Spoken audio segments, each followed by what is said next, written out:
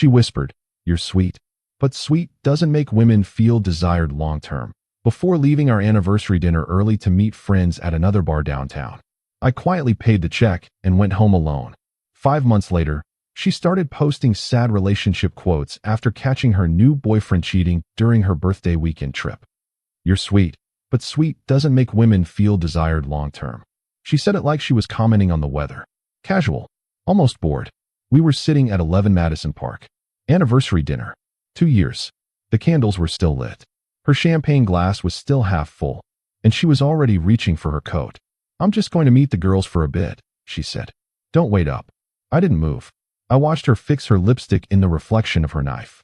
Watched her check her phone one more time. Watched her stand up from the table we'd reserved 3 weeks in advance. "You understand, right?" I didn't answer. She took that as a yes, and she walked out. I sat there for 4 more minutes. Alone. In a restaurant that cost me $340 before tip. On our anniversary. Then I quietly flagged down the waiter, paid the check, and went home. I didn't call her. I didn't text her. I didn't post anything. I just went home, loosened my tie, and stood by the kitchen window for a long time. I didn't cry. I didn't rage. I just thought, something just ended tonight. Not officially, but something. And 5 months later, when she started posting those sad quotes on Instagram at 2 a.m. after her new boyfriend was caught cheating on her during her birthday trip to Miami. That quiet night made complete sense. But let me go back to the beginning, because the ending only hits right when you understand what came before it. If you enjoy real stories like this, subscribe, because what happened next changed everything for me. Her name was Sienna Calloway. She was 28 when we met, 29 when things started shifting, and 30 when she walked out of that restaurant. She had this energy about her. The kind of energy that fills a room before she even says a word. Dark hair, always styled. Laugh that made strangers turn around. And this way of looking at you like you were the only person in the world. Until she found someone more interesting to look at. I was 31, working in commercial real estate. Not flashy, not the life of the party, but steady. I had a 1-bedroom in Murray Hill that I'd slowly made into something I was proud of. I had a group of good friends. I had a 5-year plan that was actually working. And I had Sienna. For 2 years, I thought that was enough. I thought we were building something. She'd talked about moving in together. She'd talked about the neighborhood she wanted to live in. She'd said, once, in December, while we were walking through Bryant Park, that she could see herself marrying someone like me. Someone like me. Not me. I noticed that. I let it go. That was a habit I'd develop into an art form over the next several months. Noticing things. Letting them go. The relationship felt solid on the surface. Dinners, weekends upstate, meeting each other's families at the holidays. Her mom liked me. Her younger sister texted me memes sometimes. I thought those were signs. I thought proximity to the people she loved meant I was safe. I didn't realize it then, but that assumption was quietly costing me everything. We met at a rooftop party in Williamsburg. A mutual friend's birthday. July. The kind of New York summer night where the whole city feels electric. She was wearing a yellow dress and arguing about Scorsese films with a guy who clearly had no idea what he was talking about. I walked over not to hit on her. I walked over because I actually had an opinion about the film they were discussing. She looked at me like I'd interrupted something. Then she laughed. And that was it. We talked for 3 hours. Missed the cake cutting. Missed most of the party. Exchanged numbers at midnight, and she texted me before I even got home. "You're the first guy at a party in years who didn't try to impress me." It was refreshing. I read that message and smiled. Now I read it differently. What she meant, I think, is that she was used to men performing for her, competing for her attention, adjusting themselves to fit her expectations. And I wasn't doing that. Not because I was playing it cool, but because I was just being myself. She found that attractive at first. Later, she'd find it boring. We dated for 6 months before making it official. She brought it up, not me. "I want us to actually be something," she said. "Not just this floaty, undefined thing." So we became something. And for about a year, it was genuinely good. Then the cracks started showing. Small ones at first. The kind you notice but convince yourself are normal. The first time I felt it, we were at dinner with her friends. Her friend Danny's boyfriend had just gotten promoted at his hedge fund. He was talking about it. Not even in a bragging way, just answering questions. And Sienna leaned over to me and whispered, "You should think about moving into finance." I looked at her. "I like what I do," I said. She smiled. "I know. I just think you could do more." It didn't feel like support. It felt like a verdict. I let it go. Then there was the thing with her coworker Marcus. She talked about him constantly. Marcus said the funniest thing today. Marcus recommended this podcast. Marcus and I got lunch, and we were there for 2 hours. I wasn't a jealous person. I want to be clear about that. But there's a difference between a coworker you mention and a coworker who starts appearing in every other sentence. Are you and Marcus close? I asked once. We're just friends, she said. Don't be weird about it. I dropped it. Should have sat with it longer. There was a pattern I kept missing. Every time I raised something gently, not aggressively, just honestly, she'd flip it. She'd make me feel like I was the problem for noticing. Don't be insecure. Don't make this a thing. You're overthinking. And because I trusted her, I believed her. Because I didn't want conflict, I backed down. Every single time. The comparisons got more frequent. Her friend Jade's boyfriend surprised her with a trip to Portugal for her birthday. Sienna brought it up 3 times in 1 week. That's so romantic, she'd say. Not to me directly. Just into the air. Loud enough for me to hear. I planned a weekend in the Catskills for her birthday. She said it was cute. Cute. Like I'd drawn her a card with crayons. I should have paid more attention to what happened next. Because it escalated. The disrespect started showing up in public. At her friend's housewarming. She interrupted me mid-sentence to correct something I was saying. That's not how the story goes, she said, in front of 6 people. She told it her way. Got the laughs. Didn't look at me once. Later I brought it up in the car. You kind of cut me off back there. You were taking too long to get to the point, she said. No apology. No acknowledgement. Just a reason that made it my fault. The flirting started showing up differently too. Not obvious. Sienna was too smart for obvious. It was the way she'd light up around certain men. The way she'd get a text and smile at her phone and then put it face down. The way she'd come home from nights out slightly guarded. Not guilty. Just closed off. Like a door that used to be open had quietly been nudged shut. I noticed. I said nothing. Because I told myself I was being paranoid. Because she always had a reasonable explanation. Because I loved her, and love makes you generous in ways that sometimes hurt you. I was being generous. She was making withdrawals. 3 weeks before the anniversary dinner, something happened that I still think about. We were at a bar in the West Village with a group of her friends. Everyone was a few drinks in. Loose. Loud. Her friend Tara asked how we met, even though she already knew. So Sienna told the story. But she told it differently than I remembered. She made herself the main character. Which was fine. It was her story too. But somewhere in the middle, she said this. He was kind of hovering, honestly. I almost didn't give him my number. Everyone laughed. I smiled. But I felt something tighten in my chest. Because that wasn't what happened. And she knew it. Afterward, on the walk home, I said quietly, "You almost didn't give me your number?" She rolled her eyes. "It's just a story. Don't be so literal. You told it like I was some awkward guy who cornered you. You're being sensitive." I stopped walking. She turned around. "I don't like being misrepresented in front of your friends," I said. "That's all." "Wow," she said. Just wow. Like I had said something unreasonable. Like asking for basic respect was an attack on her character. She was quiet for a block. Then, "You know what your problem is? You take everything so seriously. It's exhausting sometimes." I didn't respond. We went home. Slept on opposite sides of the bed. By morning she acted like nothing happened. I almost let it go again. But it had started to accumulate. And then came the anniversary dinner. I'd been planning it for weeks. 11 Madison Park. Not cheap. Not easy to get a reservation. I wanted it to be a real evening. Not a grand gesture. Just a we've been building something and I want to honor it kind of night. She showed up 20 minutes late. On her phone when she walked in. Distracted through the first course. I tried to be present. I asked about her week. I made her laugh once. But her eyes kept going to her phone. Halfway through the main course, it buzzed. She looked at it, and something changed in her face. Not obviously, just a small shift. Like a light turned on somewhere else. "My friends are out," she said. "In the West Village." "Okay," I said. "They want me to come meet them." I put my fork down.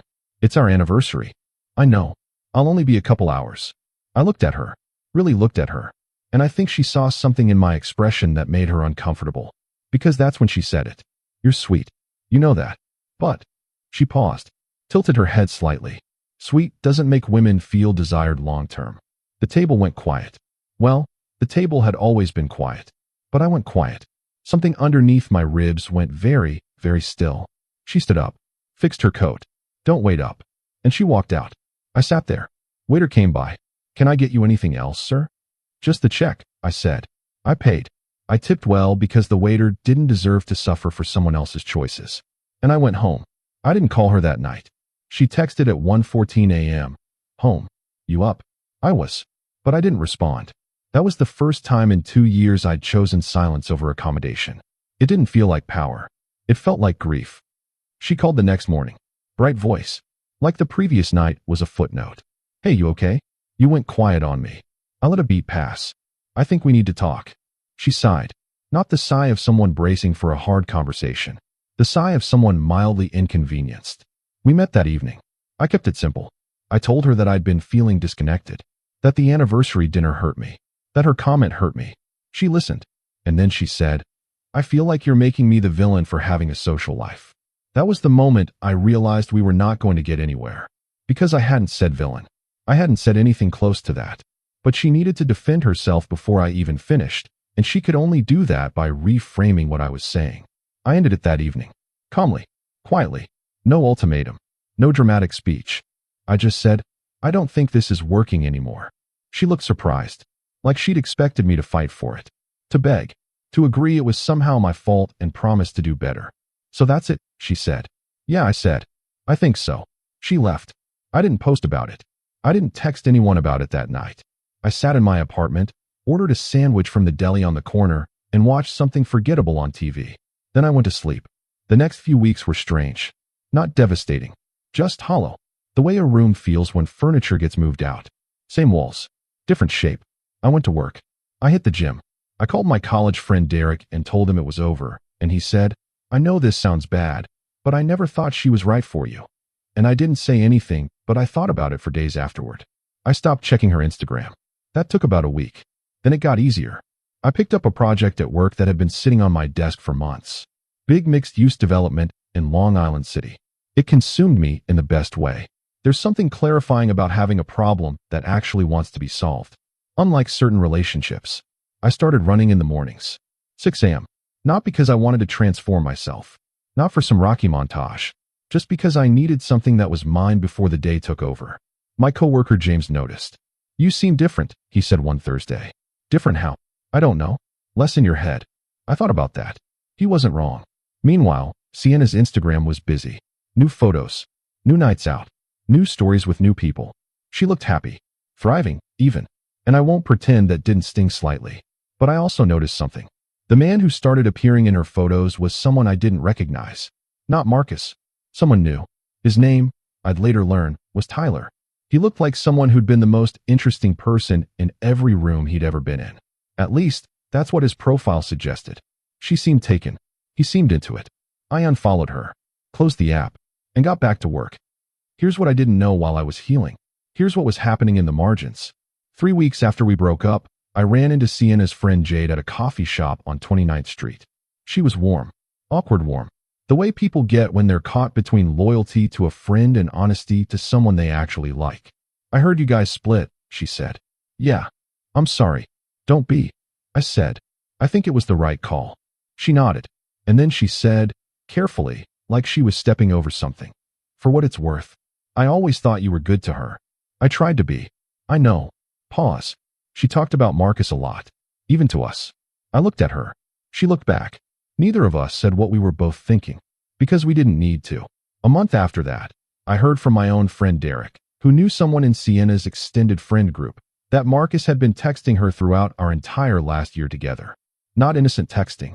Not just friends texting. The kind of texting that had a different weight to it. He hadn't pushed it. She hadn't crossed a line she'd admit to. But something had been running parallel to us for longer than I'd wanted to acknowledge. And she kept it warm. Just warm enough. It's a strange thing to grieve something you already suspected. Like finding a receipt for something you were told was never bought. You're not shocked. But you're still hurt. Because suspicion and confirmation are different weights. I didn't reach out to her. I didn't confront her. What was the point? She was with Tyler now. Moving fast, from what mutual connections mentioned. He had money. He had presence. He had that dangerous quality of making a woman feel chosen and uncertain at the same time. I know the type. I'd watched Sienna respond to that type from a distance. Now she was embedded in it. But there was more. Her friend Tara messaged me once, out of nowhere, about 4 months post-breakup. Just to check in, she said. But after a few messages, She mentioned something that stopped me mid-text. She used to complain that you were too predictable, Tara said. But honestly, the rest of us were always kind of jealous. Jealous of what? Of someone who actually showed up. Of someone who didn't make her feel like an audition. I read that twice. Kept it in my mental file under things people see that the person you're with refuses to.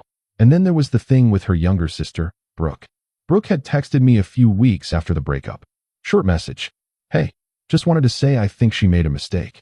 For whatever that's worth. I thanked her. Didn't ask questions. Didn't dig. But it told me something about the temperature inside that family. Whatever Sienna was performing for the world, the people closest to her had a different read. That doesn't make someone a villain. But it does tell you something about the gap between the story she was telling and the truth underneath it. 5 months after that anniversary dinner, I was in a different place. Not a manufactured, social media version of a different place. An actual one. The Long Island City project had come together in a way that got attention inside my firm. My director pulled me aside in October and told me I was being considered for a senior associate position. I hadn't asked for it. I'd just done the work. I'd cut weight without trying to. Running every morning will do that. I looked better. I felt better. I was sleeping better. I had a routine that was genuinely mine.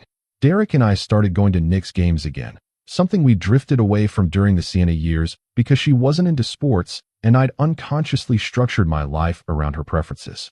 I started saying yes to things. Not recklessly, just more. Dinners with coworkers. A cooking class my neighbor dragged me to.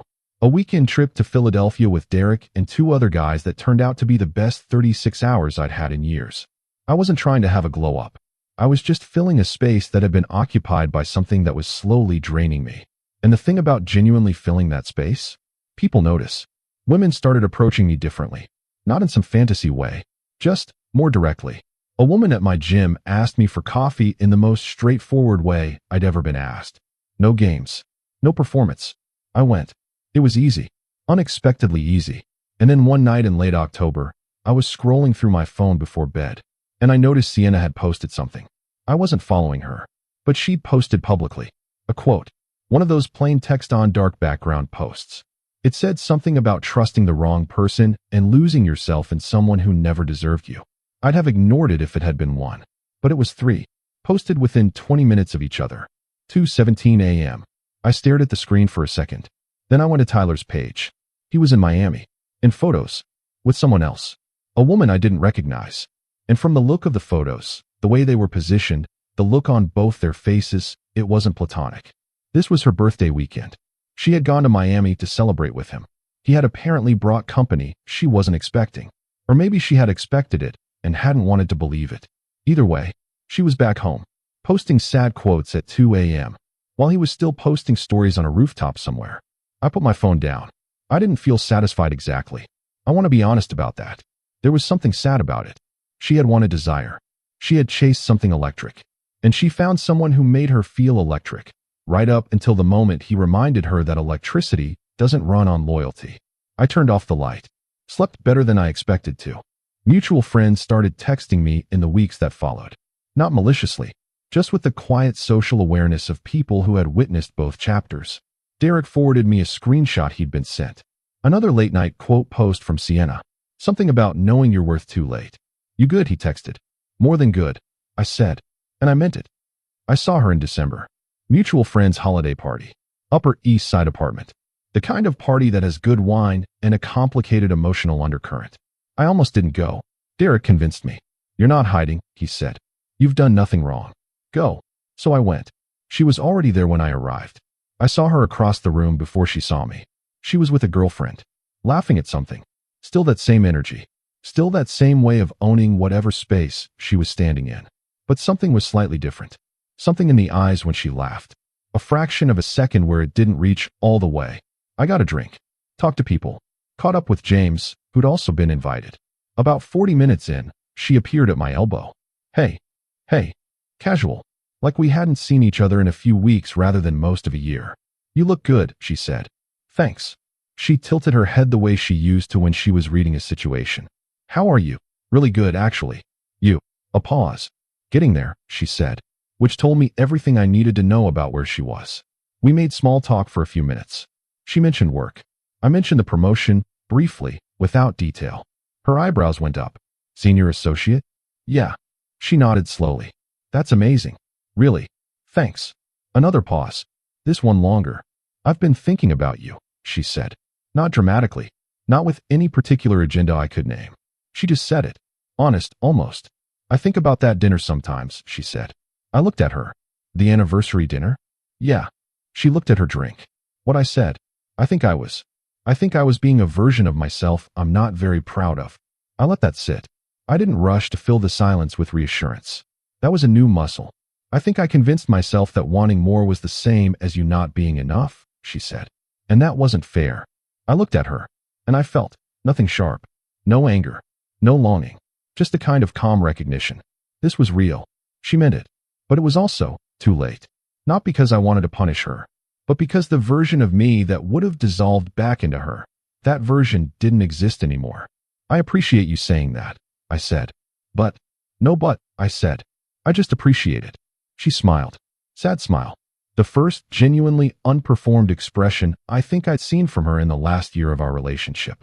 Are you seeing someone? She asked. Sort of. Is she good to you? I thought about the woman from my gym. 3 dates. Easy. Present. Uncomplicated in all the ways that mattered. Yeah, I said. She is. Sienna nodded. Good, she said. And I believe she meant it. She touched my arm briefly. Just for a second. Then she drifted back into the party. I watched her go. Got a refill. Talked to Derek for a while. Left at a reasonable hour. Slept fine. Some things don't need a dramatic resolution. Some things just become clear. I think about that night at 11 Madison Park sometimes. Not with bitterness. More like you'd think about a weather event. Something that happened. Something that revealed something. I was sweet. She wasn't wrong about that. But she was wrong about what sweetness means. Being consistent isn't boring.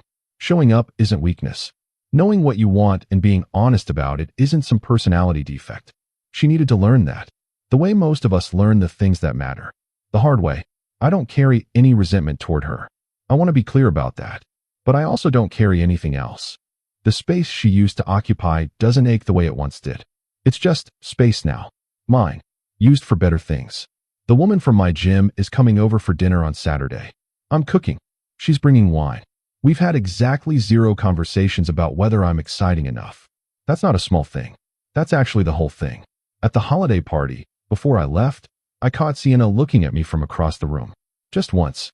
The way you look at something you recognize, but can't quite place. Like a song from a different chapter of your life. She smiled when I caught her eye. I smiled back. And then I turned around. And walked out into the cold. She kept looking at me like she wanted another chance. For the first time, I didn't want one.